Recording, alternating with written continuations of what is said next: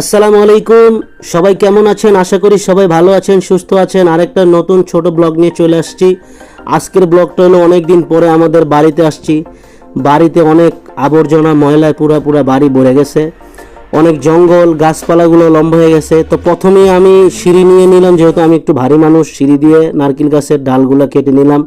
তো আজকের ক্যামেরাম্যান হলো আমার ছোট্ট মেয়ে রাইসা। ক্যামেরাম্যান আজকে ভালো নয়, তার কারণে ভিডিও এতক্ষণ ভালো হয় নাই, দুঃখিত সবার কাছে। আপনারা একটু কষ্ট করে দেখবেন।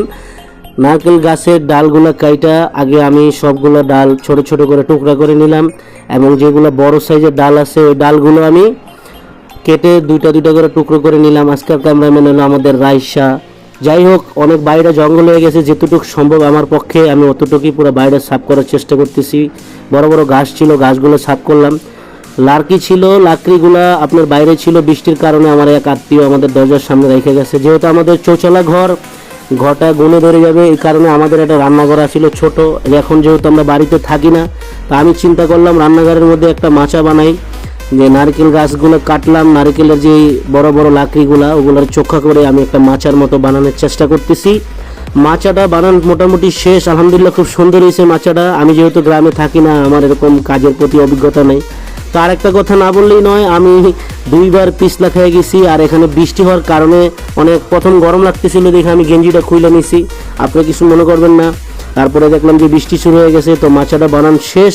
মাচার উপরে এখন আস্তে আস্তে প্রথম আমি কাঁচা যে লাকড়িগুলো আছিল ওগুলো দিয়ে দিলাম। এখন লাকড়ি দেওয়ার পরে প্রথমে যে পাতাগুলো আছে নারকেলের, ওই নারকেলের পাতাগুলো একটা করে ভাঁজ করে দিয়ে আমি মাচানটা প্রথম শক্ত করে নিচ্ছি। মাচানটা শক্ত করে নেওয়ার পরে আমি ওটার ভিতরে লাকড়ি রাখবো। আর এর মাঝামাঝি আমি অনেক কাজ করেছি, সবগুলো কাজের ভিডিও ওরকমভাবে দিই নেই, যেহেতু ভিডিও একটু স্লো তাই একটু ফাস্ট ফরওয়ার্ড করে দিলাম। আর এখানে যে পুরান লাকড়িগুলো ছিল, প্রথম যেই কাঁচা লাকড়িগুলো ওগুলো নিচে দিলাম, তারপরে যে শুকনো লাকড়িগুলো ছিল আমার পিড়ার উপরে ওগুলো সব দিয়ে পুরো পিড়াটা পরিষ্কার করলাম। আমাদের গ্রামের ভাষায় বলে এটাকে পিড়া। আর উপরে যেই আপনার চাল আছে ওগুলো পরিষ্কার করলাম বড় ঝাড়ু দিয়ে। তারপরে এখন পুরার ঘর বাইরে দিয়ে বেড়াগুলো পরিষ্কার করার পরে এখন আমি আমাদের সিঁড়িগুলো ঝাড়ু দিচ্ছি, যেতটুকু সম্ভব আমি করার চেষ্টা করতেছি। অনেকদিন পরে বাড়িতে আসছি, বাড়ি পুরো একবারে ময়লা অবস্থায়, পুরো জর্জরিত। নতুন বাড়ি, কিন্তু যত্ন না নেওয়ার কারণে বাড়ি অনেক নষ্ট হয়ে গেছে। তো যখনই আসি বাড়িতে চেষ্টা করি গ্রামের বাড়িতে আসলে বাড়িটা একটু পরিষ্কার করার।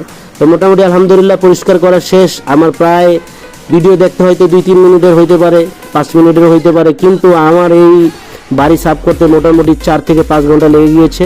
তো আলহামদুলিল্লাহ মোটামুটি যেতটুকু সম্ভব, না করলেই নয়, অতটুকু করেছি। গাছের ডাল, কলা গাছের ডাল এবং কি নারকেলের গাছের ডাল কাইটা যেতটুকু সম্ভব আমার পক্ষে আমি অতটুকু সাফ করছি।